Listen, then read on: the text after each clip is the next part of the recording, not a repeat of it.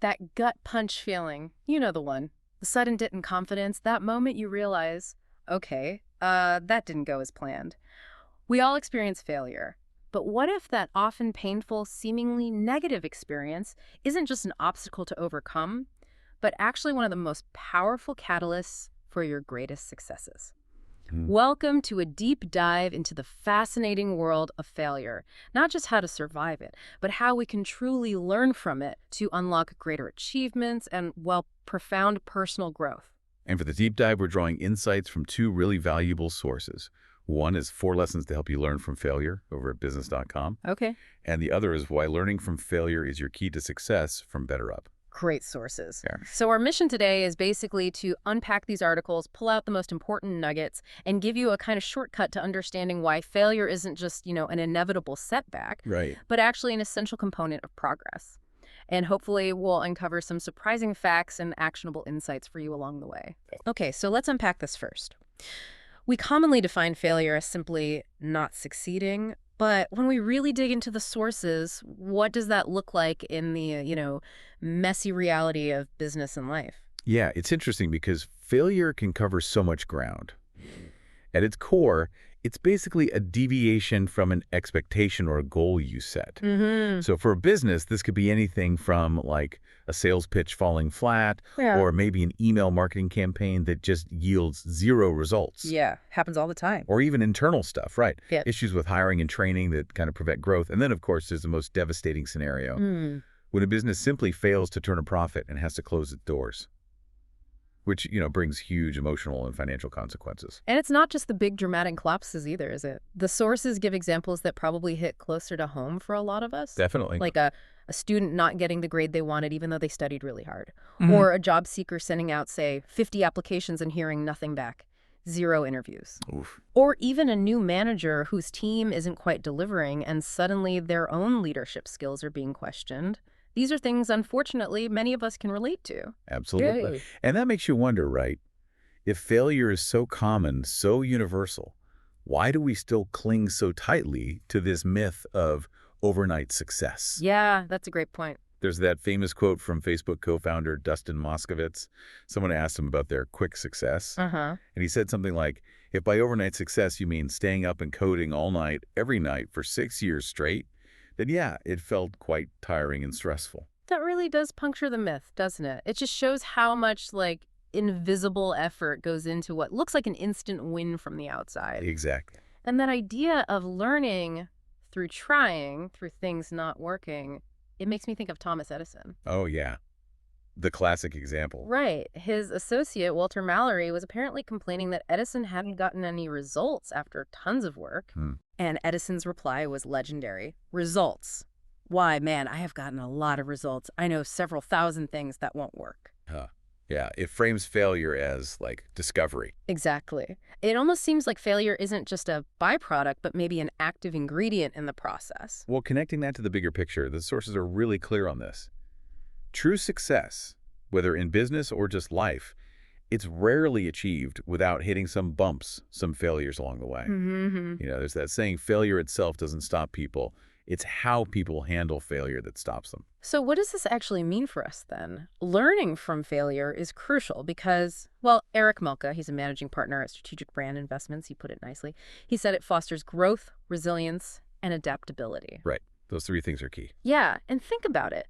When entrepreneurs, or really anyone, when they embrace failure as a learning tool, they develop a deeper understanding of what works and what doesn't, building the mental and emotional fortitude needed for future challenges. It almost sounds like failure can be a shortcut to getting stronger, not just a detour. Precisely. And this isn't just, abstract theory. The sources ground this in real-world examples. Some of the most inspiring people we know faced absolutely massive setbacks. Yeah, the list is pretty staggering when you see it laid out. It really is. Yeah. Thomas Edison took, 10,000 attempts to perfect the light bulb? 10,000. Wow. Arianna Huffington rejected by 36 publishers. 36. Bill Gates' first company. Total disaster, apparently. Yeah. Walt Disney. Fired from a newspaper for lack of creativity. You're kidding. Lack of creativity. Yeah. Michael Jordan cut from his high school basketball team. The Jew goat. Really? Yeah. And Oprah Winfrey fired from her first job because of a hostile work environment. It's incredibly powerful hearing those stories laid out like that, isn't it? It is. It really drives home that failure isn't the end of the road. Often it seems like it's almost a necessary prerequisite for eventual success. Makes you look at your own setbacks differently. Indeed. And there's actually a term for this. Duke University professor Sim Sitkin calls them intelligent failures. Intelligent failures. Okay, tell me more. His argument is that some failures are actually good for us because they generate knowledge, value, insight. But, and this is the key part, only if we actually pause and reflect on them. So it's not automatic. You have to do the work. Exactly. As Keely Spring, a leadership fellow coach, puts it wisely, we learn more from our failures than from our successes. And she adds, we learn about ourselves in the process and gain a bit of empathy towards others that might be struggling as well. That active reflection is crucial. Okay, so failure is inevitable, and it sounds like it's even necessary, or at least potentially very useful. But how do we actually learn from it productively? Not just feel bad about it. Our first source gives us 4 valuable lessons. They seem simple, but maybe they're harder in practice. Let's start with the first one about perspective. Yeah, the first lesson is to stay humble. Now, this isn't just about, not being arrogant when you succeed. The sources suggest humility acts almost like a mental shock absorber. A shock absorber. Yeah. When you approach success with humility, you're kind of building this resilience firewall. It primes your brain to accept data, even negative data from setbacks, instead of letting ego get in the way and block the learning. Okay, so it's less about just being modest and more about maintaining mental flexibility so you can actually pivot when things inevitably go wrong. Exactly. It sets you up to learn rather than just defend. That makes a lot of sense. It's like preparing the ground. Okay, what's the second lesson failure teaches us? The second is to actively find the silver linings in your mistakes. Look, it's almost impossible to find a truly great success story that doesn't have a trail of mistakes, maybe even outright failures behind it. Right. So when failure hits, you need to engage in this active inquiry process. Ask yourself why it happened. Was it really your responsibility, or was it some outside force? The key here is radical accountability. Radical accountability. I like that phrase. Yeah.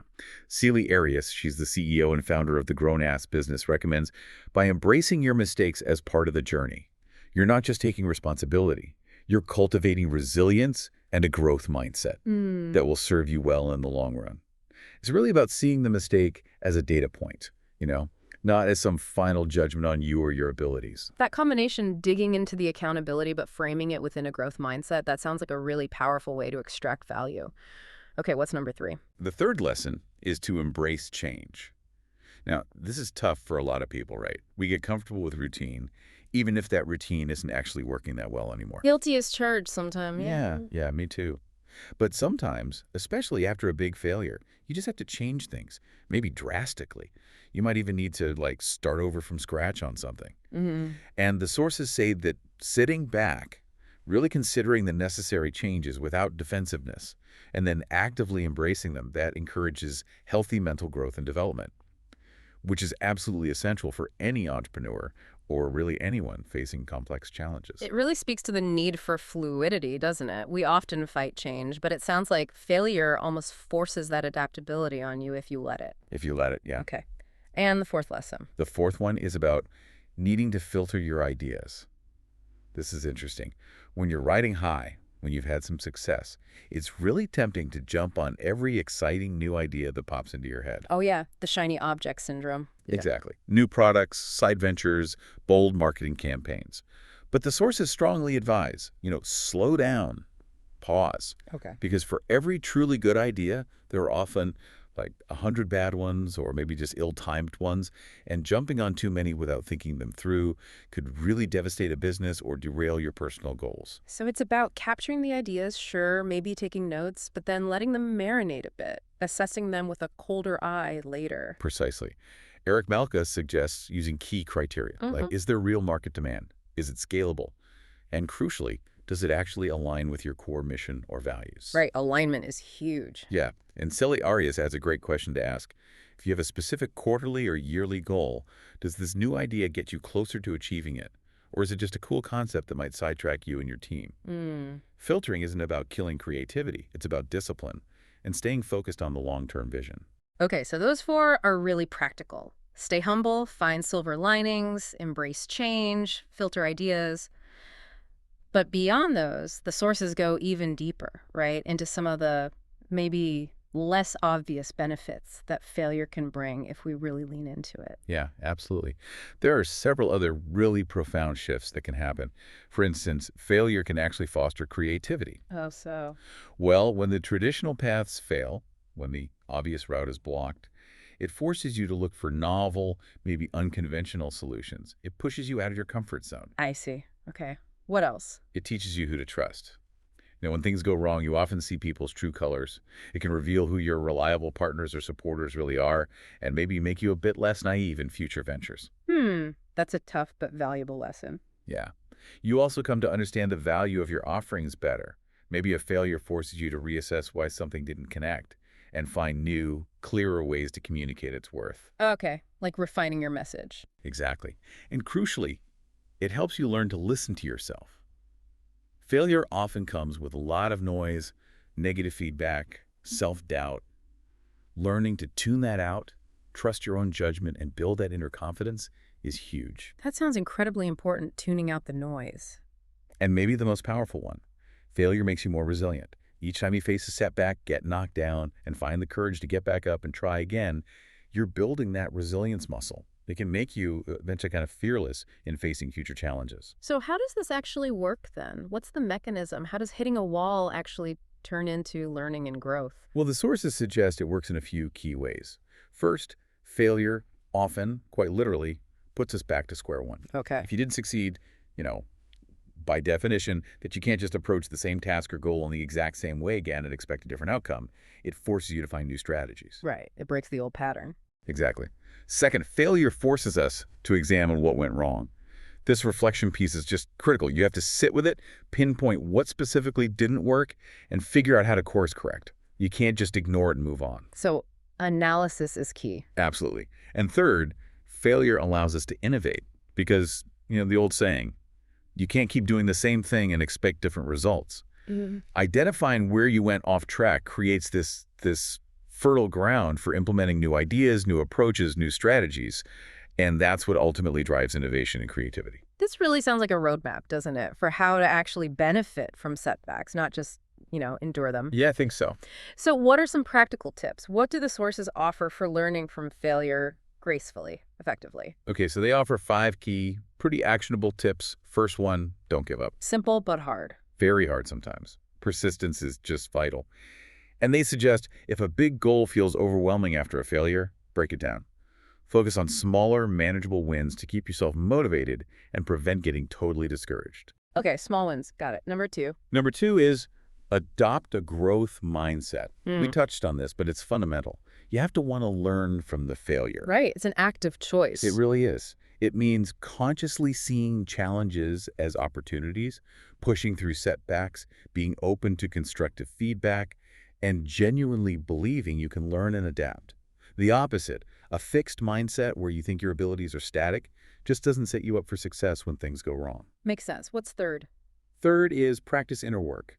Now, this specific term comes from the Better Up source, and it's maybe a bit more than just general self-care. Oh, all right. Inner work. Yeah, it's about intentionally dedicating time to structured self-reflection and focusing on your mental well-being.